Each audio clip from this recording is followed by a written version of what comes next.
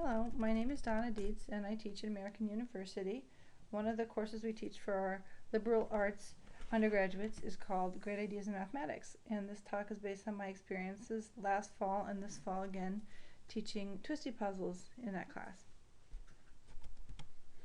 First of all, everybody should grab one of these little pocket cube solution guides that I've made. Hopefully there's enough for everyone.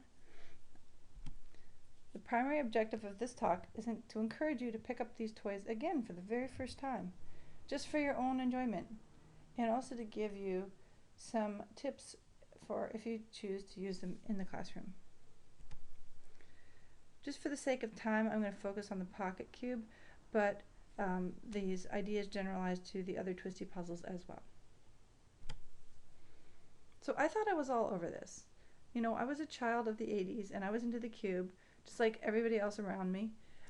And those of us who were into it, we would, learn how to solve the cube. But just like everybody else, I forgot all the routines. I can still solve like one layer, right? Just like everybody else. And I've occasionally gone through this phase where I can, solve it again. I memorize the routines again. But it's never been permanent mastery, not until recently. Roughly 2 years ago, I acquired a master's student who wanted to work on twisty puzzles. His name is Porfirio. And I started looking at twisty puzzles with new eyes. There's something about trying to teach something to somebody else that makes you see everything differently. One thing I wanted to know is, why are these puzzles so hard to solve? I mean, not hard to solve as in following someone else's set of directions, but why is it that they're so easy to forget? Or how come they don't stick? Why are they not very intuitive? And somehow we learn a part of it, like we learn the top layer of the cube or top layer of the pocket cube, and that sticks with us. It tends to stick with us pretty much for life. Once we get it, we get it. But the rest of it, no. There's like all these crazy combinations and things you got to worry about. It doesn't seem to matter whose instructions you look at. They just breaks into all these ridiculous cases. And even on my favorite web page, which is Yap's puzzle page, it's still, I can follow these directions, but I'm never going to remember them. I went online and searched for easy solutions, and here's an example of what's supposedly an easy solution. And maybe it is easy in comparison to, say, like these other ones, but it's still something you have to memorize. It's still something, even if it's just 2 or 3 routines, I'm going to forget it next week. Here's another example of an easy solution. Again, it's still something you have to memorize. My routines look a little easier to remember. And I will talk about that, but just like some of the other simple routines, I do make the assumption that you can solve the top layer or that you can quickly learn it. And then the other 2 functions you need to be able to perform is you need to be able to swap 2 arbitrary corners. And once everybody is in place, then we want to be able to rotate corners so that they're rotated correctly.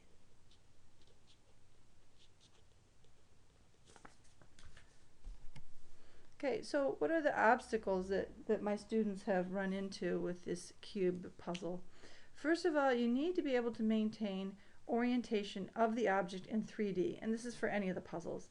And it actually seems to be much harder for the students to maintain orientation for the Pyraminx than for the cube, for the various cube puzzles. And this kind of surprised me. I wasn't expecting that, but they really struggle with that. You'll need to read routines with your eyes while manipulating objects with your hands. This is not a problem if you're into touch typing or you play a piano or some other musical instrument, but it is really hard for people who haven't learned those skills by some other mechanism. Another problem is if you mess up, you need to start over from the beginning. Just about any mess up on any of these routines that you read, if you make one turn clockwise instead of counterclockwise, the whole thing is killed and you have to start back over again. Even if all you have to remember is 2 or 3 routines, you will forget it after a week. And there is a basic lack of intuition after you're done with layer 1. These are obstacles that we would like to solve. Okay, so what options do we have for solving the 2 by 2? So we can call it the 2x2 or the 2x2x2, or we can call it the 2 cube or the pocket cube. All these names mean the same thing. Well, let's say we have a computer or some other favorite oracle. We call this God's algorithm. If we can find the fastest possible solution, that's God's algorithm. And I'm going to make the assumption that you can make roughly 2 moves per second, which is a pretty good approximation to how fast you turn the cubes once you're used to it. So if you can solve the thing in 11 moves maximum, then you've got about a 5-second solution. What if we don't want to use God's algorithm, but we want to use something that maybe some really insane cube enthusiast might be able to memorize? Okay, so you can go to Yap's web page and you can see that there are routines that could solve the pocket cube in 24 moves. So let's say maybe 10 seconds. Someone's going to go to the trouble of memorizing all that. They're going to probably be able to turn the cube pretty quickly. So maybe 10 seconds. Well, why don't we let's just say let's try to memorize something that is humanly possible. If you're not a super cube enthusiast, but maybe you're willing to put in a little bit of time. You know, this is something I think I could memorize. The routines there where it's like 42 moves maximum for the solution. Okay, we're getting into the realm of possible. So this is a trade-off. The faster you want your routine to be, the more routines you have to memorize, or maybe you have to rely on black magic. These things are really hard to recall later, but on the other side of the spectrum, if you can just slow down and use fewer routines and more intuition, you can still solve the object. This routine that I've got written down for you on the cheat sheet, again, like I said, the top layer should at some point become intuitive, and most people, once they get to that stage, they will remember that even without practice years later. So I'm going to assume that you could do that, or that you could quickly learn that. The next thing you need to do is learn how to position the bottom corners, and that's with one routine. And then lastly, you have to rotate the bottom corners, and that's a different routine. So it's maybe up to 100 moves. Sometimes it's a lot faster than that, but typically it takes about 1 to 1.5 minutes to solve this thing. Here's the first routine. Now, I don't know if I'm going to be able to demonstrate this or not, but it really depends on how big the room is or which object I happen to grab. Maybe I'll just use the 4x4 cube because it's easier to see from the back of the room. Okay, so I want to show you what this move I call the 15 move. And I just take and turn the up face clockwise and then the right face clockwise. And then I keep doing that over and over, and oh darn, I forgot, I lost count. It doesn't matter because I'm just going to keep turning it and turning it and turning it until, and I'm glancing up my right hand as I do it, and once the cube falls into position and the white face ends up on the right hand side, I know I've completed my routine. See, I'll do it again real quick to show you.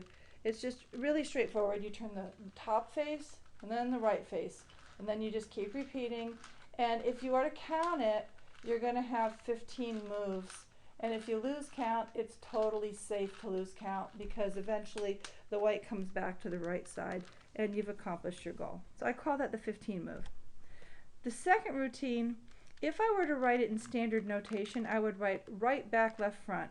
But I don't like that. That's not how I found it, and that gives you no intuition. The way I write it, or the way I think about it, is I turn the right face and then I pick up the whole object and turn it clockwise. So the way that plays out in practice is you turn the right face, turn the cube, right face and then the cube, right face and the cube. And you can, again, lose track of what you're doing, and it's perfectly safe because you just keep doing this repetitive motion over and over until the white comes back on top, and then you've accomplished your mission. Okay, so that's just a simple repetitive motion, and what it does is it rotates the 3 bottom corners clockwise, and I call that the 12 move. Solving the cube this way removes quite a few barriers. You can now look at your hands while performing the routines. In fact, it's quite useful to look because then you have visual cues to tell you when the routine is done. It's completely okay to lose track of where you are in the routine because it's just a repetitive motion. You just keep doing it until you're done. Also, if you derail, you often stay at the same stage in your solution. Um, it's kind of complicated why that happens, but it just seems to happen that way. I think it's because people, when they mess up, it's just because they started by holding the cube incorrectly, not because they actually executed the routine incorrectly, which means you're much more likely to stay in a good spot when you're done with the routine. All the motions I use in, at least for the 2-cube, all the motions are clockwise. So I'm either turning up clockwise or the right face clockwise, or I'm turning the whole cube clockwise. And this is so that I don't have to say, oh, clockwise or counterclockwise or 2 turns or 1 turn. It's always just, if I say right, it means right face clockwise once. All these could easily be adjusted for left-hand students, and then everything's counterclockwise. But that's a separate issue. Okay, so this solution is much more intuitive than other solutions, and it's very hard to forget these routines. Now, there are still some barriers. Students may still lose orientation, but it's less common since they're able to watch their hands. And it still does take some effort for many people. I would say for somebody who already knows how to solve the top layer, an hour should be sufficient. But for someone who doesn't know that, then you have to factor in the time that would take that person to learn the top layer. And this, for some people, it comes very quickly, and for some people it doesn't. But it seems like once they're past that stage, then it only takes about an hour for them to learn the rest of it. And that just includes practice and having somebody there to bail them out when something goes wrong. If you're going to plan to do this with, between 25 and 28 students, I would plan 5 to 6 hours of classroom time, but I wouldn't put it all as consecutive time. I would split it up, maybe a couple days and then give it a break and a couple more days, or maybe you want to have half, the second half of your class period be cubing and the first half of the class period be something else, because the students can get kind of tired of just doing it over and over and over again. But they do like doing it. I don't want to let you go without explaining to you why this works.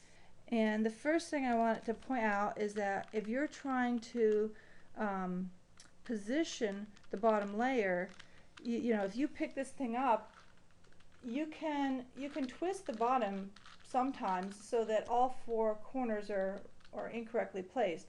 But it should be clear to you that you can just arbitrarily pick one corner and put it in the right place. You just turn the cube until one corner is in its correct home. So you can never have more than 3 corners out of place, clearly.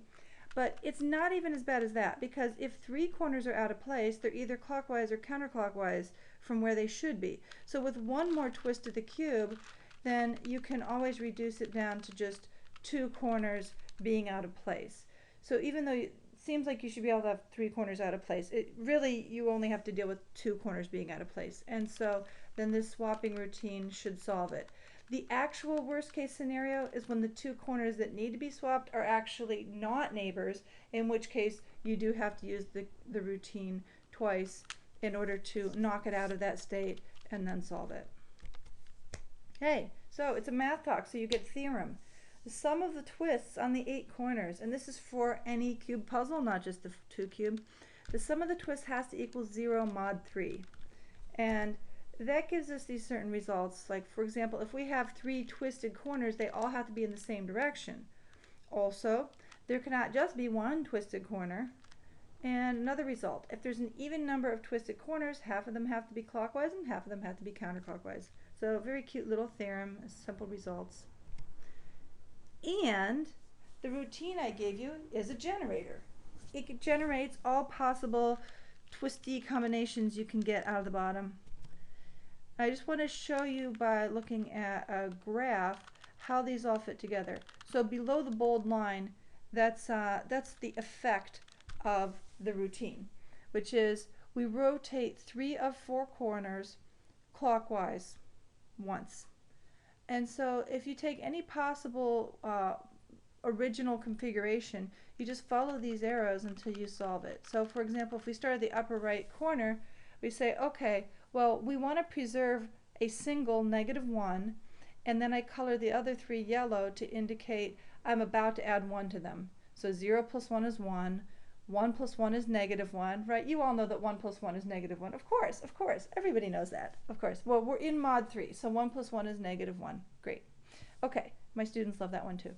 Okay, so you can just follow with your eyes and see that for each of these situations, we save off one of the -1s, and the other 3 corners we get to add 1, until we get to the case where there's exactly 1 out of the 4 corners has a 0, which means 1 out of the 4 corners is correctly oriented.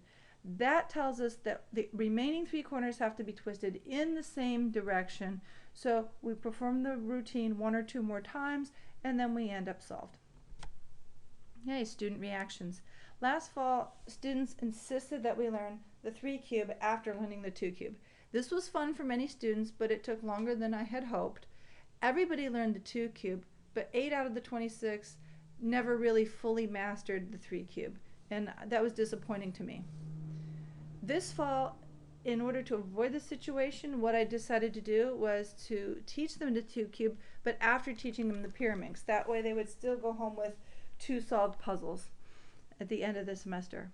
The students and I both feel that the experience they had with the pyraminx helped them acclimate to the 2 cube much faster. I'm still waiting to find out how many of them actually solve either puzzle in the end, but they're still working on those. Your homework is to go get yourself one of these 2 cubes, and don't just use your 3 cube. Actually buy yourself a 2 cube, and they're cheap. Use my cheat sheet. There's other materials on my website. Feel free to email me, and please enjoy the cubes. Thank you.